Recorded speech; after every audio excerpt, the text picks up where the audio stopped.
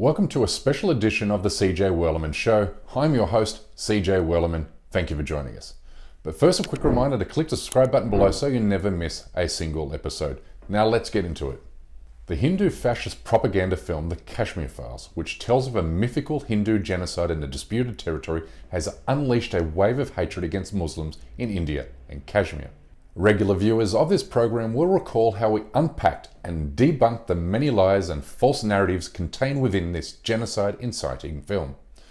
But none of this has stopped the Modi regime from using the movie as a convenient political prop, mostly because it parrots the central theme of Modi's political narrative that India's Hindu majority is under threat from the country's Muslim minority.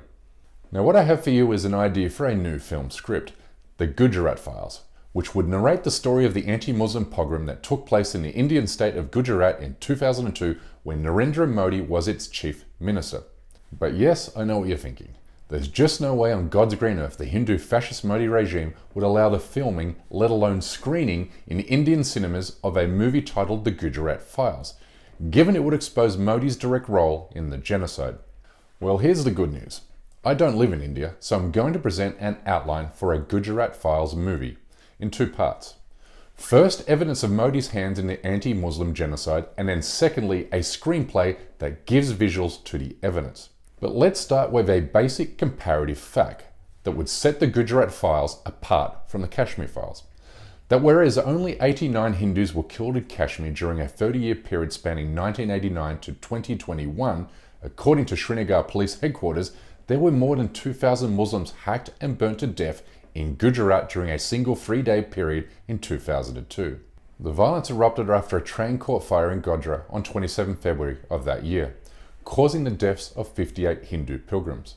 But whereas multiple independent commissions, including one led by a Supreme Court justice, concluded that the fire was accidentally lit from inside the train, the Modi government claimed it was an act of terrorism caused by a mob of Muslims. Modi used the tragedy as an opportunity to reward his Hindu national supporters by inciting hatred against Muslims. But don't take my word for it, take the testimony of a senior police officer who said this. The ghost of the Godhra riots back to haunt Narendra Modi. This time, it's senior police officer Sanjeev Bhatt who alleges that Modi was complicit in the Godhra riots.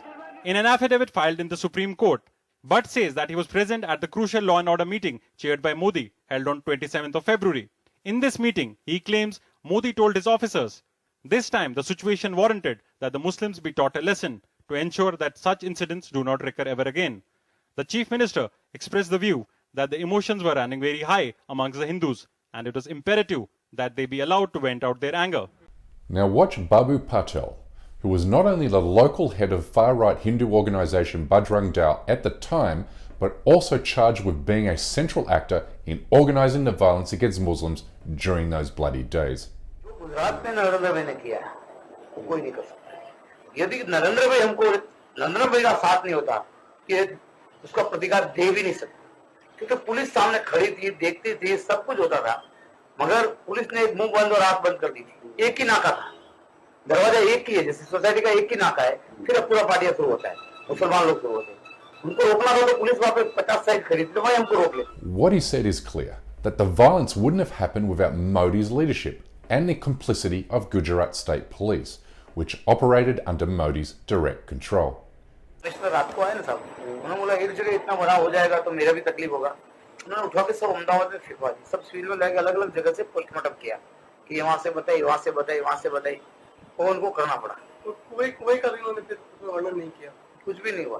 Paper और media वालों ने चलाया था थोड़ा, पर वो सब दब दबा के, और हमने तबियत से काटा, हल्दी गाड़ी बनाई। और हमको गर्व है कि ऐसा एक बार दो बार मौका आ जाए और भी, तो और मरते मरते ये तो देखते जाए। In other words, the violence that was unleashed against Muslims following the Godhra train tragedy meets the legal definition of state-sanctioned terrorism. Alarmingly, Hindu fascist groups such as Bajrang Dal continue to grow and flourish in India, and with the same hateful ideology and with the same leaders in control who make no effort to conceal their genocidal hatred.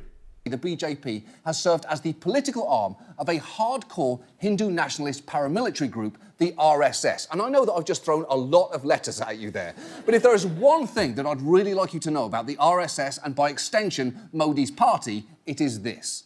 The RSS was formed in 1925 by Keshav Baliram Hedgewar with the purpose of creating a Hindu unity. Early leaders such as M.S. Golwalkar admired Adolf Hitler and the Nazi movement for steps taken to ensure, quote, the purity of the race and its culture. You see, the main difference between 2002 and 2022 is today these Hindu fascist goons are now ruling a majority of India's 28 states. But in circling back to the Gujarat riots, the key takeaway is this: that India's #1 strategic ally, the United States, looked at the evidence regarding Modi's involvement in the Muslim genocide and concluded this. In 2002, violent riots broke out along sectarian lines across Gujarat, killing more than 1,000 people, mostly Muslims. Modi oversaw all of this as head of the state and is blamed for doing nothing to stop the violence. The United States revoked the leader's visa over the incidents in 2005.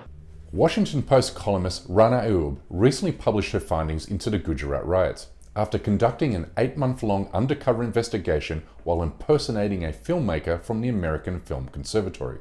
Her ruse allowed her to meet with government officials and police officers who held pivotal positions in Gujarat during and after the 2002 anti-Muslim pogrom.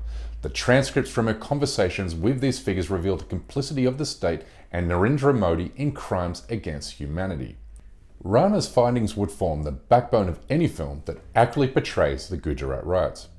But while there's no indication that a future Gujarat Files movie sits on the horizon, a scene from the Indian film Parzania narrates the attack carried out by Hindu extremists on a Muslim neighborhood in Gujarat in 2002.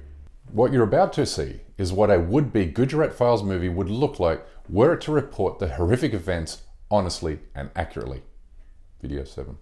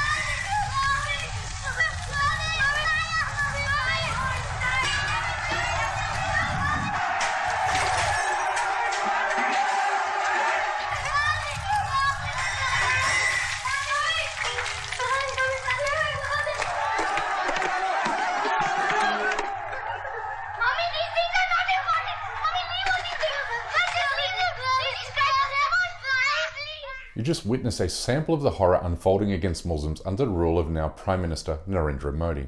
The horrors of Gujarat repeated in Delhi just 2 years ago, when members of Modi's party incited a 6-day orgy of violence against Muslim neighborhoods in the Indian capital, resulting in the deaths of 52 people.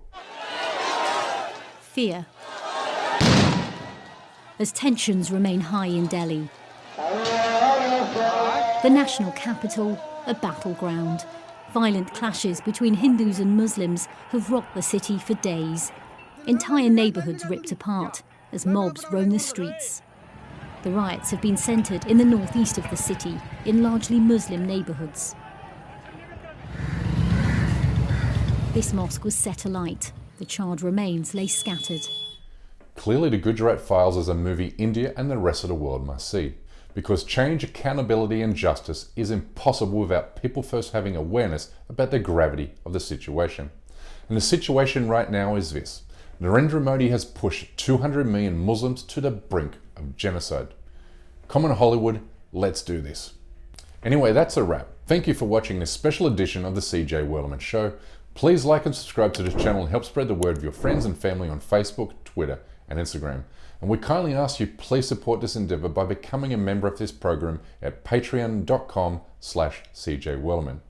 we can't sustain, produce and grow this endeavour without your help, and we offer exclusive benefits to those who do. But for now, good night, good morning or good day, wherever you are, and stay blessed.